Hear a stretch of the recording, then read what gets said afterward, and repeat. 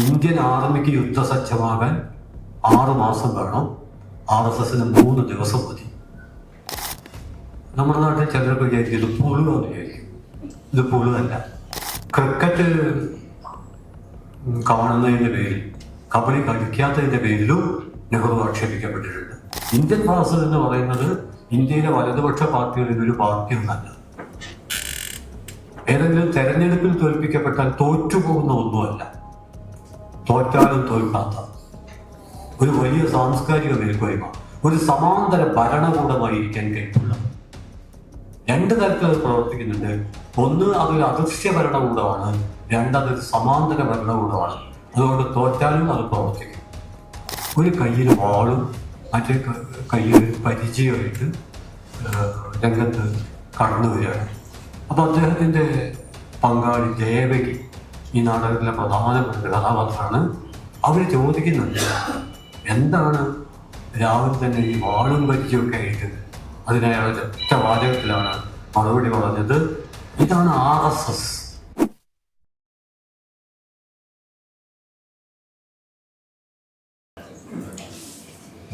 പ്രധാനമെന്ന് പറഞ്ഞാൽ തൽക്കാലം ഉപേക്ഷിക്കുന്നു. കാരണം വളരെ പ്രസക്തമായ, നമ്മൾ പലവട്ടം ആലോചിക്കേണ്ട, നമുക്കറിയാവുന്നത് തന്നെയാണ്. എങ്കിൽ തന്നെയും അതിനു മുകളിൽ അടയിരിക്കേണ്ട, പലപ്പോഴും നമുക്ക് അറിയുന്ന പല കാര്യങ്ങളും അറിയുന്നതാണ് എന്നൊരു അലസത നമുക്ക് ഉണ്ടാക്കാനിടയാക്കും. എന്നാൽ അറിയുന്ന കാര്യങ്ങൾക്ക് മുകളിൽ അടയിരിക്കാൻ കഴിഞ്ഞാൽ ചിലപ്പോൾ അതിൽ നിന്ന് പുതിയ സൃഷ്ടിയുടെ ഊർജ്ജമുണ്ടാകും. ആ അർത്ഥത്തിൽ ഇവിടെ നടന്ന പ്രഭാഷണങ്ങൾ, ഈ പ്രഭാഷണങ്ങൾക്ക് നിമിത്തമായിട്ടുള്ളത് KTയുടെ ഫാസിസത്തിനെതിരെയുള്ള ഒരു പുസ്തകമാണ്. ഒരുപക്ഷെ നമ്മൾ ഏറ്റവും കൂടുതൽ ഇന്ന് പറയേണ്ടത്, എഴുതേണ്ടത്, വരയ്ക്കേണ്ടത്, പാടേണ്ടത്, എഴുതേണ്ടത് ഒക്കെ ഫാസിസത്തിനെതിരായിട്ടുള്ള പലതരത്തിലുള്ള ഏതെങ്കിലും ഒറ്റ തലത്തിൽ ഒതുങ്ങുന്ന ആലോചനകളോ അന്വേഷണങ്ങളോ അല്ല. വ്യത്യസ്ത തലങ്ങളിലുള്ള അന്വേഷണങ്ങളും ആലോചനകളും ഫാസിസത്തിനെതിരെ അനിവാര്യമായും ഉണ്ടാവുകയും ഈ വ്യത്യസ്ത തരത്തിലുള്ള അന്വേഷണങ്ങളെയും ആലോചനകളെയും ഫാസിസ്റ്റ് വിരുദ്ധ പ്രയോഗത്തിലേക്ക് വൈരുദ്ധ്യാത്മകമായിട്ട് കണ്ണിയേർക്കാൻ കഴിയുകയും അതിനുള്ള ശ്രമങ്ങൾ വൈകുന്നതിനനുസരിച്ച് നമ്മുടെ ജീവിതം വലിയ അരക്ഷിതത്വത്തിലേക്ക് കടക്കും. ഞാനൊരു ഉദാഹരണം പറയാം. 1948 മലയാളത്തിൽ ഏറെ ശ്രദ്ധേയമായ, പല കാരണങ്ങളാൽ ശ്രദ്ധേയമായ, അതിൻ്റെ സൗന്ദര്യാത്മകമായ ഒരു അവതരണം കൊണ്ടല്ല, അതിനപ്പുറത്ത് അതിൻ്റെ സൂക്ഷ്മമായ രാഷ്ട്രീയ പ്രബുദ്ധത കൊണ്ട് ഗംഭീരമായി തീർന്ന 48 നമുക്ക് കൃത്യം ഇപ്പോഴും ആരാണ് എഴുതിയതെന്നറിയാത്ത, സാധാരണഗതിയിൽ സാഹിത്യ പാഠപുസ്തകങ്ങളൊക്കെ അജ്ഞാതരായ അന്തർജനങ്ങളാൽ എഴുതപ്പെട്ട എന്ന് പറയുന്ന 48 തൊഴിൽ കേന്ദ്രത്തിലേക്ക് എന്നൊരു നാടകം. അതിൽ തൊഴിൽ കേന്ദ്രമാണ്. ആ കാലത്തെ ഒരു ഭാഷാപരമായ പരിമിതിയൊക്കെ അതിലുണ്ട്. തൊഴിലാണ് എൻ്റെ ഭർത്താവ് എന്നുള്ള ഒരു പരികല്പന. മറ്റൊരർത്ഥത്തിൽ പറഞ്ഞാൽ നമ്മുടെ ആവിഷ്കാരത്തിൻ്റെ ഒരു ലോകം അടിച്ചമർത്തപ്പെടുന്ന ഒരവസ്ഥയിൽ നിന്ന് സ്വാതന്ത്ര്യത്തിൻ്റെ ലോകത്തിലേക്ക് പ്രവേശിക്കുന്നതിനെ കുറിച്ചുള്ള ഏറ്റവും ഗംഭീരമായ ആ നാടകത്തിലാണ് RSSനെ കുറിച്ചുള്ള ഏറ്റവും സംക്ഷിപ്തമായ 2 വരിയിൽ RSSനെ നിർവഹിച്ച മലയാളത്തിലെ ഒരുപക്ഷെ ആദ്യത്തെയും അവസാനത്തെയും നാടകമായിരിക്കും അത്. ഞാൻ എന്ന് പറയുന്നത് അതിലൊരു സൂക്ഷ്മത കുറവുണ്ടാകും. കാരണം സമീപകാലത്ത് എഴുതിയ എല്ലാ നാടകങ്ങളും, മിക്കവാറും നാടകങ്ങൾ പുസ്തകങ്ങളായിട്ട് വരാറില്ല, രംഗത്ത് അവതരിപ്പിക്കുകയാണ്. എങ്കിൽ തന്നെയും ആ 48 അജ്ഞാതരായ അന്തർജനങ്ങൾ RSSനെ കുറിച്ച്, ആ നാടക RSSനെ കുറിച്ചെല്ലാം നോക്കണം. അവിടെയാണ് RSSനെതിരെ എഴുതുന്ന ഒരു നാടകത്തിൽ RSSനെ കുറിച്ചുള്ള അവതരണമൊക്കെ ഉണ്ടാകുന്നത് നമുക്ക് മനസ്സിലാക്കാൻ പറ്റും. ഇത് RSS കുറിച്ചുള്ള ഒരു നാടകമല്ല. ഇത് നമ്പൂതിരി നവോത്ഥാനത്തിന്റെ പശ്ചാത്തലത്തിൽ രൂപപ്പെട്ട അന്തർജന സമാജം 30കളാണ്. ആ അന്തർജന സമാജത്തിന്റെ പ്രവർത്തനത്തിന് ഊർജം പകരാൻ എഴുതപ്പെട്ട ഒരു നാടകമാണ് തൊഴിൽ കേന്ദ്രം. അതിൽ ഒരു വക്കീലാണ്. ആ വക്കീൽ ഒരു ദിവസം രാവിലെ ശരീരത്തിൽ എണ്ണൊക്കെ തേച്ച് ഒരു കയ്യിൽ വാളും മറ്റേ കയ്യിൽ ഒരു പരിചയമായിട്ട് രംഗത്ത് കടന്നു വരികയാണ്. അപ്പൊ അദ്ദേഹത്തിന്റെ പങ്കാളി ദേവകി ഈ നാടകത്തിലെ പ്രധാനപ്പെട്ട കഥാപാത്രമാണ്.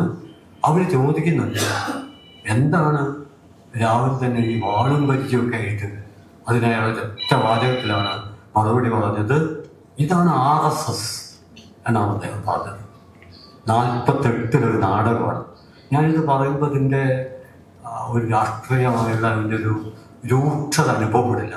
ഇത് ഈ രംഗത്ത് അവതരിപ്പിക്കുകയാണെങ്കിൽ ഇവിടെ എൻ്റെ പ്രസംഗമൊക്കെ മാറ്റി, പോഡിയൊക്കെ മാറ്റി, ഇവിടെ ഇരിക്കുന്ന ആളുകളൊക്കെ പിടിച്ച് താഴേക്ക് ഇറങ്ങി ഒരു നാടകമായിട്ട് 1 മിനിറ്റ് 2 മിനിറ്റ് കൊണ്ട് മാത്രം ആ വക്കീലും ദേവികയും കയ്യിൽ പരിചയം വാളുമായിട്ട് മൂപ്പര് നിൽക്കുന്നതും ദേവികയോട് ചോദിക്കുന്നതും അയാളുടെ ആ ഉച്ചരിക്കുന്ന വാക്കുകൾ മാത്രമല്ലല്ലോ, ശരീരം മുഴുവൻ പങ്കെടുത്തുകൊണ്ടുള്ള വക്കീൽ അതിന് പറഞ്ഞ മറുപടി സത്യത്തിൽ ഇതാണ് RSS എന്ന് മാത്രമല്ല, അത് അയാളുടെ ശരീരം പറയാതെ ബാക്കി വെച്ചൊരു ഭാഷയുണ്ട്.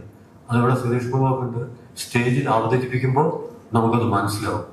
2 വാക്യം ഇത്രയും ഹ്രസ്വമായി എന്നാൽ സൂക്ഷ്മമായി RSS നിർവചിക്കപ്പെട്ടിട്ടുണ്ടോ എന്ന് നമ്മൾ ആലോചിക്കേണ്ടതാണ്. കാരണം ഇവിടെ പറഞ്ഞ എല്ലാ കാര്യങ്ങളും പ്രസക്തമാണ്. പക്ഷെ അതോടൊപ്പം പ്രസക്തമായൊരു കാര്യമാണ് സൈനികവൽക്കരണം. ക്ലാസിക്കൽ ഫാസിസ്റ്റുകളായാലും നവഫാസിസ്റ്റുകളായാലും അവർ ജനങ്ങളെ കീഴ്പ്പെടുത്തുന്നത് അവരുടെ സൈനിക ശക്തി കൊണ്ടാണ്. ഇപ്പൊ ജനാധിപത്യവാദികൾ നമ്മളൊക്കെ ഒരു സെമിനാർ നടത്തുമ്പോൾ, ഇപ്പോൾ KT പുസ്തകത്തിന്റെ പ്രകാശനമാണ് ഇത് നടത്തുമ്പോൾ, ഇതിൽ പങ്കെടുക്കുന്ന ആളുകൾക്ക് അതൊരു ഊർജ്ജം ഉൽപ്പാദിപ്പിക്കും. എന്നാൽ ഇവിടേക്ക് ഒരു RSS കൂട്ടുമാർച്ച് വരിക വിചാരിക്കുക, അത് ഏത് തരത്തിലുള്ള അവസ്ഥയാണ് ഉൽപ്പാദിപ്പിക്കുക? പ്രത്യേകിച്ചും നേരത്തെ പുസ്തകം പ്രകാശനം ചെയ്തുകൊണ്ട് ബ്രിട്ടാസ് പറഞ്ഞല്ലോ, മുഹമ്മദ് ദീപക്കിന്റെ അവസരോചിതമായ ഇടപെടലിനെ അദ്ദേഹം അഭിവാദ്യം ചെയ്യേണ്ടായി. എന്നാൽ എല്ലാവരും മുഹമ്മദ് ദീപക്മാരല്ല. മുഹമ്മദ് ദീപക്കിന് അല്ലെങ്കിൽ ദീപക്കിന് പിന്നീട് അദ്ദേഹം കൂട്ടിച്ചേർത്തതാണ് മുഹമ്മദ് എന്നുള്ളത്. അദ്ദേഹം ഒരു ജിം ട്രെയിനറാണ്. അദ്ദേഹത്തിന്റെ ശരീരം തന്നെ ഒരു പൊളിറ്റിക്സാണ്. ഞാൻ പറഞ്ഞു വരുന്നത്, നമ്മളുടെ എല്ലാ സംവാദങ്ങളെയും, നമ്മുടെ 100 സംവാദങ്ങളെ മരവിപ്പിക്കാൻ ഒരു റൂട്ട്മാർച്ചിന് കഴിയും. പ്രത്യേകിച്ചും പലതരത്തിൽ ആൾക്കൂട്ടാക്രമണത്തിനോ അരക്ഷിതത്വത്തിനോ അടിമപ്പെടുന്ന ജനങ്ങൾ തിങ്ങിപ്പാർക്കുന്ന ഒരു സ്ഥലത്തുകൂടെ സായുധരായ ഒരു സംഘം മാർച്ച് ചെയ്തു പോവുകയാണെങ്കിൽ അവർ മുദ്രാവാക്യം വിളിക്കേണ്ട, കൊലവിളി നടത്തേണ്ട, ഒന്നും ചെയ്യണ്ട. അവരുടെ കയ്യിലെ ആ നീണ്ട കെട്ടുകാരി മോഡൽ ചൂരലും അവരുടെ സൈനിക രീതിയിലുള്ള ചുവടുവെപ്പുകളും അവരുടെ സവിശേഷമായ യൂണിഫോമും അവരുൽപ്പാദിപ്പിച്ചിട്ടുള്ള അരക്ഷിതത്വത്തിൻ്റെ ഭയത്തിൻ്റെ ഒരു അന്തരീക്ഷവും അങ്ങനെ വരുമ്പോൾ ഇത് ഒരു പുതിയ കണ്ടുപിടുത്തമൊന്നല്ല. മോഹൻ ഭാഗവത് 2018 മറ്റോ പറഞ്ഞു, ഇന്ത്യൻ ആർമിക്ക് യുദ്ധസജ്ജമാകാൻ 6 മാസം വേണം, RSSന് 3 ദിവസം മതി. നമ്മുടെ നാട്ടിൽ ചിലർക്ക് വിചാരിക്കും ഇത് പുളുവെന്ന് വിചാരിക്കും. ഇത് പുളുവല്ല, ഇത് വളരെ കൃത്യം. എന്താ കാരണം എന്ന് പറഞ്ഞാൽ, ഇന്ത്യൻ ആർമിയിലേക്കുള്ള റിക്രൂട്ട്മെന്റ് നടക്കുന്ന എപ്പോഴാണ്?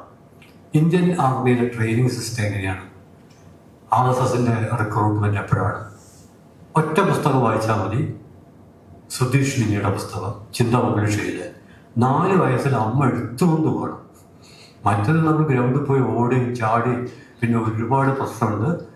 എന്നിട്ടാണ് ഇത്. നമ്മൾ ഓടിയും ചാടൊന്നും വേണ്ട, നമ്മൾ അമ്മേൻ്റെ കൂടെ കിടന്നിട്ട് രാവിലെ അമ്മ നമ്മളെ എടുത്തിട്ട് ശാഖയിലേക്ക് കൊണ്ടുപോകണം. അവിടെ കഥയുണ്ട്, പാട്ടുണ്ട്, തുള്ളലുണ്ട്, മുച്ചാണ്ട് വടിയുണ്ട്, കെട്ടുകാരിയുണ്ട്, മറയുള്ള കത്തിയുണ്ട്, മറയില്ലാത്ത കത്തിയുണ്ട്, ഒറ്റയുണ്ട്, വാളുണ്ട്, പരിചയുണ്ട്, പല സാധനങ്ങളുണ്ട്. ഈ ആയുധങ്ങളെക്കാൾ മൂർച്ചയുള്ള വെറുപ്പ് ഉള്ള ആശയങ്ങളുണ്ട്. സുധീഷ് അദ്ദേഹത്തിൻ്റെ പുസ്തകത്തിൽ പറയുന്ന ഒരു ഉദാഹരണമുണ്ടല്ലോ. 6ാം ക്ലാസ്സിലോ മറ്റോ കൂടെ പഠിക്കുന്ന ഫൈസൽ സുഹൃത്താണ്. പക്ഷെ 4 വയസ്സിൽ ഈ ശാഖൻ ചേർന്നൊരു ഊർജമുണ്ട്. ഒരു ദിവസം ഉച്ചക്ക് ചുവറ്റുപാത്രം കൊണ്ട്, സ്റ്റീലിൻ്റെ ചുവറ്റുപാത്രം കൊണ്ട് ഫൈസൽ എന്ന് പറയുന്ന തൻ്റെ സുഹൃത്തിൻ്റെ കൂടെ പിടിക്കുന്നവൻ്റെ തലക്കടിച്ചു, തല പൊട്ടി. കാരണം അതിൽ പറയുന്നത് ഫൈസൽ പാകിസ്ഥാനാണ്. വേറെ കൂടുതൽ ഡെക്കറേഷൻ ഒന്നുമില്ല, വളരെ സിമ്പിൾ. ഫൈസൽ പാകിസ്ഥാനാണ്. അപ്പം പാകിസ്ഥാനെ നേരിടണം. ഇന്ത്യയും പാകിസ്ഥാനുമായുള്ള കളികളുണ്ട്. പിന്നെ കബഡിയാണ് ദേശീയ കളിയാവേണ്ടതെന്നുള്ള കാഴ്ചപ്പാടുണ്ട്. ക്രിക്കറ്റ് കാണുന്നതിൻ്റെ പേരിൽ, കബഡി കളിക്കാത്തതിൻ്റെ പേരിലും നെഹ്റു ആക്ഷേപിക്കപ്പെട്ടിട്ടുണ്ട്. ഇതെല്ലാം ജാഗ്രതയുള്ള കാര്യമാണ്. ഇതിൽ പുതുതൊന്നുമില്ല. ആര് വായിച്ചാലും മനസ്സിലാവും. അങ്ങനെ ഞാൻ പറയുന്നത് ഈ കളികളിൽ കബഡി, നിരവധി കളിയുണ്ട്, അതിലൊരു കളിയാണ് കബഡി. അങ്ങനല്ല, കളികളിൽ ഏറ്റവും പ്രധാനം കബഡി. അതായിരിക്കാം ദേശീയ കളിയായിട്ട് തീരുമാനിക്കേണ്ടത്. അടിമുടി സൈനികവൽക്കരണം.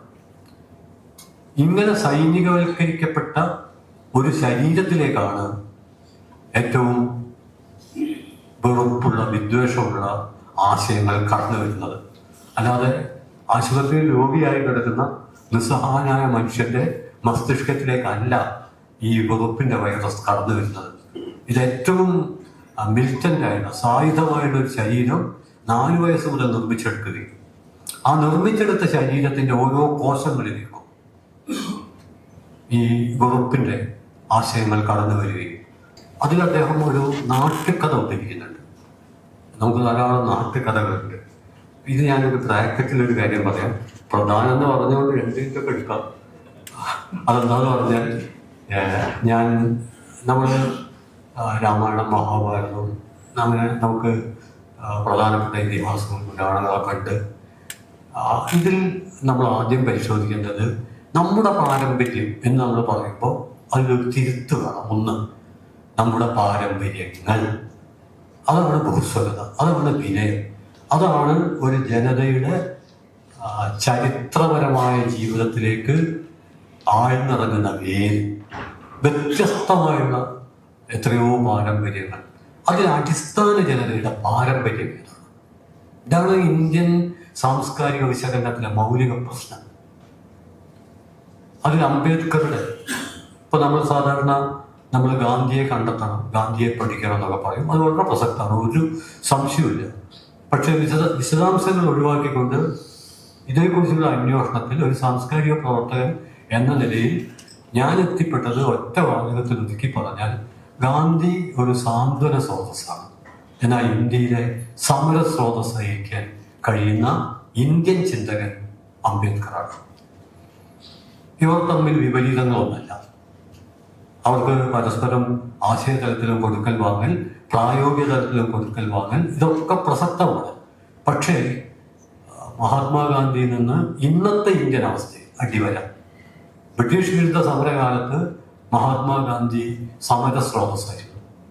എന്നാൽ ഒരു ഫാസിസ്റ്റ് കാലത്ത് മഹാത്മാഗാന്ധിക്ക് ഒരു സമര സ്രോതസ്സാവാൻ എത്രത്തോളം കഴിയുമെന്നുള്ളത് ഇവിടെ 2 മിനിറ്റ് പ്രഭാഷണം കൊണ്ടോ അല്ലെങ്കിൽ കുറച്ച് പുസ്തകം എഴുതിയോ നമുക്ക് തീരുമാനിക്കാൻ പറ്റില്ല. ഞാൻ പറയാൻ ഉദ്ദേശിക്കുന്ന കാര്യം, ദേവനൊരു മഹാദേവയുടെ ഈ ഒരു ഫാസിസ്റ്റ് വിശകലനത്തിൽ അദ്ദേഹം ഒരു മായാവിയുടെ, നാട്ടുകഥകളിലെ മായാവി, ഇതിഹാസ പുരാണങ്ങളിലല്ല, നാട്ടുകഥകൾ, നമ്മുടെ അടിച്ചമർത്തപ്പെട്ട മനുഷ്യരുടെ ജീവിതത്തെ സംബന്ധിക്കുന്ന ഒരുപാട് കഥകൾ, ചൊല്ലുകൾ, ഐതിഹ്യങ്ങൾ, മിത്തുകൾ, ഇതൊക്കെ നമുക്കുണ്ട്.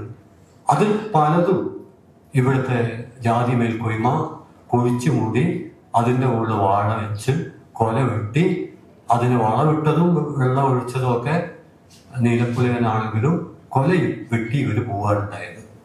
അത് 2 കാര്യങ്ങൾ ചെയ്തിട്ടുണ്ട്. അതിൽ സാമ്പത്തിക ചൂഷണം മാത്രമല്ല, അതിൽ ഭീകര സാംസ്കാരിക ചൂഷണവും നടന്നിട്ടുണ്ട്.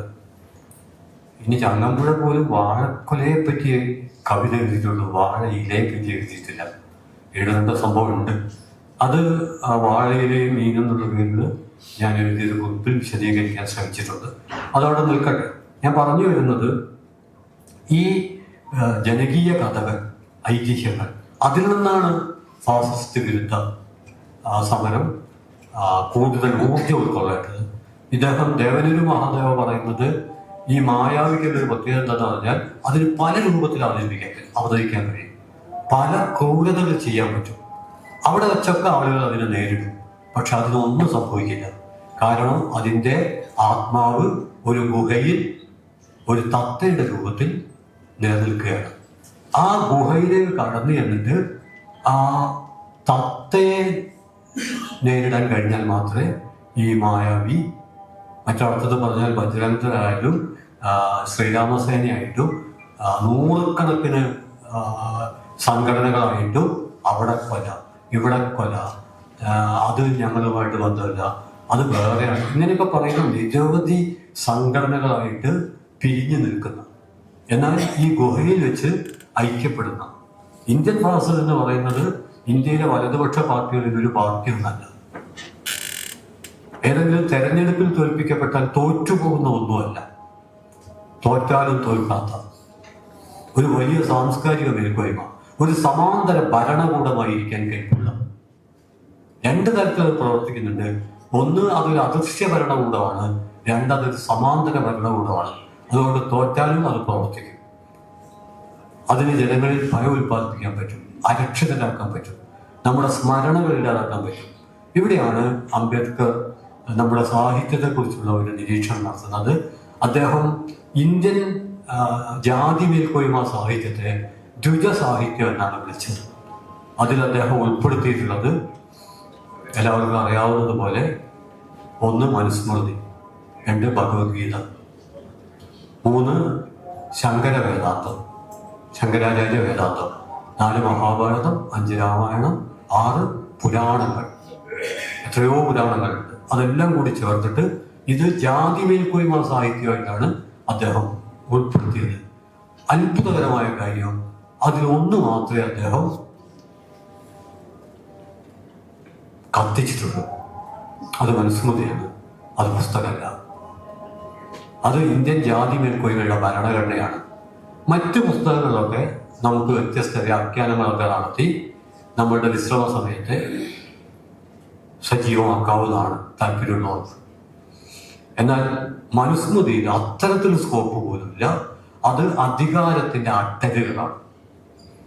ഇന്ത്യൻ ജാതി വ്യവസ്ഥ അങ്ങനെ തന്നെയാണ്. അതുകൊണ്ടാണ് അംബേദ്കർ ഗ്രേഡഡ് ഇനീക്വാളിറ്റി, ശ്രേണീകൃതമായ അസമത്വം, വിവരണത്തിന് സമയം കുറവായതുകൊണ്ട് ഒരു വാചകത്തിൽ ഞാൻ പറഞ്ഞാൽ, ലോകത്തിൽ വെച്ച് ഏറ്റവും അവസാനം വിപ്ലവം നടക്കുന്ന ഒരു സ്ഥലം ഇന്ത്യയായിരിക്കും. അതിനെ തടുക്കുന്ന ഏറ്റവും വലിയ, അതായത് ഏറ്റവും അടിത്തട്ടിലുള്ള മനുഷ്യർ, അതായത് അടിത്തട്ടിൽ എന്ന് മുദ്രചാർത്തപ്പെട്ട മനുഷ്യർക്കിടയിലും മുകളിലും താഴെയുണ്ട്. ഏറ്റവും മുകളിലുള്ളവരെന്ന് തെറ്റിദ്ധരിക്കപ്പെട്ട ജാതി മേൽക്കോയ്മ അവതരിപ്പിച്ച മനുഷ്യർക്കിടയിലും മുകളിലും താഴെയുണ്ട്. എന്ന് പറഞ്ഞാൽ, നിങ്ങൾക്ക് കിട്ടിയത് ആരിൽ നിന്നാണോ അവർക്ക് നൽകുന്നതിന് പകരം നിങ്ങളെ താഴത്തുള്ളവർക്ക് അത് നൽകിക്കൊണ്ട് നിങ്ങൾക്ക് തൃപ്തിപ്പെടാൻ പറ്റും. ഈ കോളേജിലൊക്കെ റാങ്ക് ഇപ്പോഴോ അറിഞ്ഞുകൂടാ. മുമ്പ് ഒരു കൊല്ലം സീനിയറായ ആളും അതിൻ്റെ താഴെയുള്ള ജൂനിയർക്ക് ഒരു കുത്തു കൊടുക്കും. ആ ജൂനിയർ ഒരു കൊല്ലം കഴിഞ്ഞാൽ ആ കുത്ത് പിന്നെ വരുന്ന 1ാം വർഷക്കാരന് 2 കുത്തായിട്ട് കൊടുക്കും. ഇതേപോലെ ഇത് ഞാൻ വളരെ റിഡക്ഷനിസമാണ്, ന്യൂനീകരണമാണ്. ഇതല്ല ജാതി, ഇതിൻ്റെ അങ്ങേയറ്റത്തെ ഭീകരമാണ്. ഈ ജാതി മേൽക്കോയ്മക്കെതിരെയുള്ള അതിസൂക്ഷ്മമായ സാംസ്കാരിക സമരം ഒരു ദിവസമല്ല, ഭക്ഷണത്തിൽ, വസ്ത്രത്തിൽ, പാർപ്പിടത്തിൽ, ബന്ധത്തിൽ, ഭാഷയിൽ, രൂപകങ്ങളിൽ, നിൽപ്പിൽ, ഇരിപ്പിൽ, മൗനത്തിൽ നമുക്ക് നിർവഹിക്കാൻ കഴിയുന്നില്ലെങ്കിൽ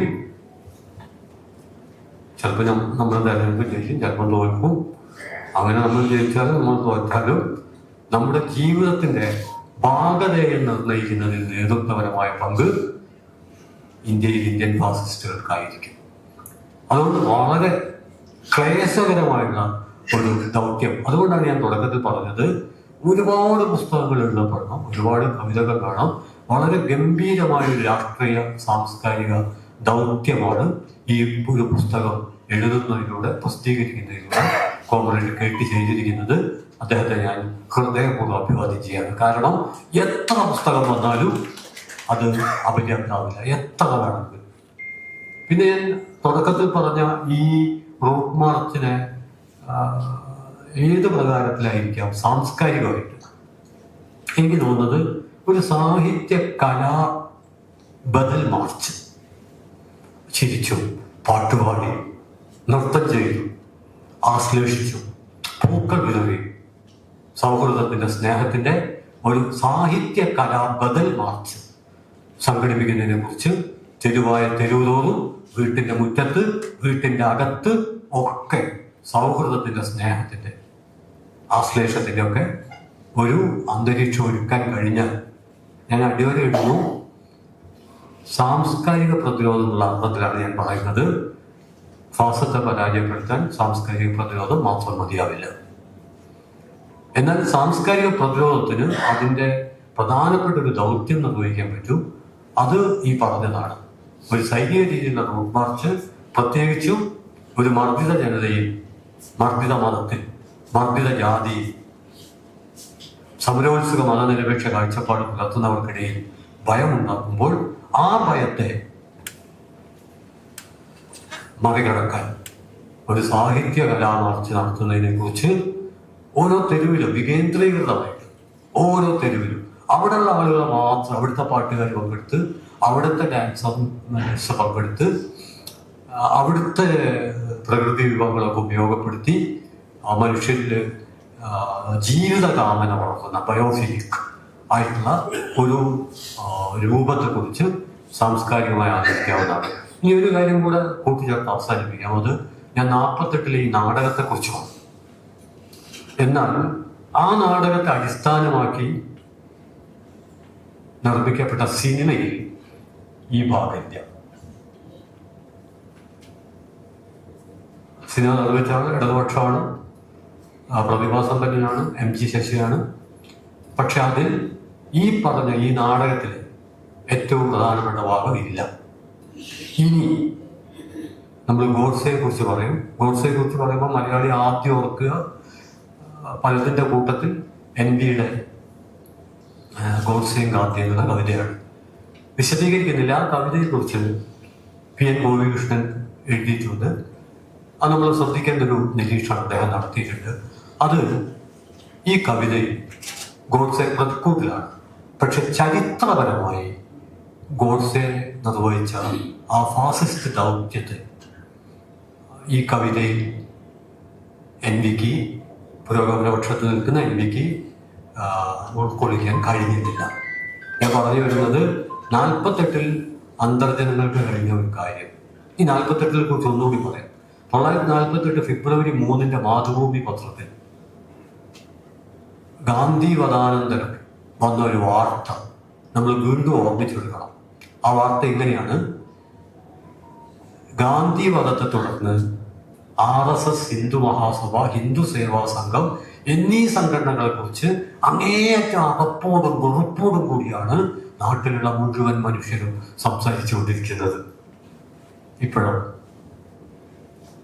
അകപ്പോടും വെറുപ്പോടും കൂടി 48 വാർത്തയാണ്. 1987 NB കൃഷ്ണവാര്യർ RSS എന്നൊരു പ്രബന്ധം എഴുതിയിട്ടുണ്ട്. അദ്ദേഹത്തിന്റെ സമ്പൂർണ്ണ കൃതികളിൽ അതുണ്ട്. ആ പ്രബന്ധത്തിൽ അദ്ദേഹം പറയുന്നത് 1987 ആ പ്രബന്ധം നിശ്ചിതമായ RSS വിമർശനമൊന്നുമല്ല, അതൊരു അക്കാദമിക് ലേഖനമാണ്. അതിൽ അദ്ദേഹം പറയുന്നുണ്ട്, കേരളത്തിൽ ഒരിക്കലും ഒരൊറ്റ സീറ്റും RSSന് കിട്ടുകയില്ല. 1987 48 അങ്ങേയറ്റ അകപ്പോടും വെറുപ്പോടും കൂടി 87 കേരളത്തിൽ ഒരൊറ്റ സീറ്റും കിട്ടുകയില്ല. ഇപ്പൊ നമ്മുടെ പലരും പറയുന്നത് 3 സീറ്റ് കിട്ടിയതാണ്. അതിൽ 30 സീറ്റിന്റെ ഊറ്റുണ്ട്. സൂക്ഷ്മമായിട്ട് പഠിച്ചാൽ മനസ്സിലാവും. അപ്പൊ അതുകൊണ്ട് ഇത് അവസാനിപ്പിക്കുന്നത്, നേരത്തെ ഇവിടെ KTയുടെ പുസ്തകം എനിക്ക് വായിക്കാൻ പറ്റിയിട്ടില്ല, അതുകൊണ്ട് ആ പുസ്തകത്തെ പറ്റി വിശദമായിട്ട് സംസാരിക്കുക പ്രയാസമാണ്. അതിൻ്റെ ആവശ്യമില്ല. ഷിനാസ് ഇവിടെ അവതരിപ്പിച്ചു, ബ്രിട്ടാസ് പറഞ്ഞു, രാമനുണ്ണി അത് കൂടുതൽ വിപുലപ്പെടുത്തി. ഞാനിത് അവസാനിപ്പിക്കുമ്പോൾ ഇതിൽ സയൻസത്തെ കുറിച്ച് ഉള്ളൊരു പ്രബന്ധം, ആ പ്രബന്ധത്തിലേക്ക് കടക്കുമ്പോൾ അല്ലെങ്കിൽ അങ്ങനെ ഒരു പ്രബന്ധം ആരെഴുതുമ്പോഴും ഇന്നത്തെ സന്ദർഭത്തിൽ നമ്മൾ അനിവാര്യമായിട്ടും മറക്കാൻ പാടില്ലാത്തൊരു കാര്യം, എപ്പോഴും ഓർക്കേണ്ട ഒരു കാര്യം എന്ന് പറയുന്നത് ഈ സയനിസ്റ്റ് ഇസ്രായേലിലെ രാഷ്ട്രപിതാവ് ഡേവിഡ് ബെൻഗൂറിയൻ. ആ ഡേവിഡ് ബെൻഗൂറിയൻ അദ്ദേഹമാണ് ഭരണാധികാരി, അദ്ദേഹമാണ് ഇതിൻ്റെ ഒരു ആശയലോകം രൂപീകരിക്കുന്നതിൽ പങ്കുവച്ചാൽ. അദ്ദേഹത്തിൻ്റെ 48 ഈ രാഷ്ട്രപ്രഖ്യാപനം നടത്തിയത് അദ്ദേഹം തന്നെയാണ്, മെയ് 14. അദ്ദേഹത്തിൻ്റെ സയനിസ്റ്റുകളോടുള്ള ഒരു നിർദ്ദേശമുണ്ട്. അദ്ദേഹം പറഞ്ഞെന്താന്ന് പറഞ്ഞാൽ, ഈ രാജ്യം സത്യത്തിൽ നമ്മുടെ അല്ല, ഇത് പലസ്തീൻകാരുടെ രാജ്യമാണ്. നമ്മൾ വെട്ടിപ്പിടിച്ചു, അവരെ കൊന്നു തള്ളിയും അവിടെ സ്വത്ത് അപഹരിച്ചു, അവിടെ ശ്മശാനങ്ങൾക്ക് മുകളിൽ പൂന്തോപ്പുകൾ നിർമ്മിച്ചു, അവർ കെട്ടിയുണ്ടാക്കിയ വീടുകളിലേക്ക് നമ്മൾ ഇടിച്ചു കയറി അവരെ പുറന്തള്ളിയും ഇവിടെ നമ്മൾ കൃത്രിമമായിട്ട് രാഷ്ട്രം ഉണ്ടാക്കിയതാണ്. അത് നമ്മൾ മറക്കാൻ പാടില്ല, പക്ഷെ അത് അവരെ ഓർക്കാനും പാടില്ല. പക്ഷെ അത് അവർ ഓർക്കും. അപ്പൊ എന്ത് ചെയ്യണം? അത് ഈ അഭയാർത്ഥികളാക്കപ്പെട്ട മനുഷ്യർ മരിച്ചു തീരുന്നതോടെ അവരുടെ ഓർമ്മ അവസാനിക്കണം. പുതിയ തലമുറ അത് ഓർമ്മിക്കാൻ പാടില്ല. പക്ഷെ ബെൻഗൂറിയന് തെറ്റി. അവിടെയാണ് പലസ്തീനിൽ നിന്നും പ്രക്ഷോഭത്തിന്റെ ഒരു കേന്ദ്രമാകുന്നത്. അത് വിമോചന പോരാട്ടത്തിന്റെ ഏറ്റവും ഉജ്ജ്വലമായ ആവേശമാകുന്നത്. പുതിയ തലമുറ അത് മറന്നില്ല. അങ്ങനെ പാലസ്തീനിൽ ഇന്ന് സമരം നയിക്കുന്നത് സ്മരണകളാണ്. എന്നാൽ ഇന്ത്യക്കാരുടെ മൗലികമായ പ്രശ്നം, അവർക്ക് അവരുടെ ജനജീവിതത്തെക്കുറിച്ച്, തങ്ങളുടെ ആഴത്തുള്ള സംസ്കാരത്തെക്കുറിച്ച് അവർക്ക് അറിയില്ല. അവർ ഇതിഹാസ പുരാണങ്ങളുടെ ലോകത്ത് പലതരം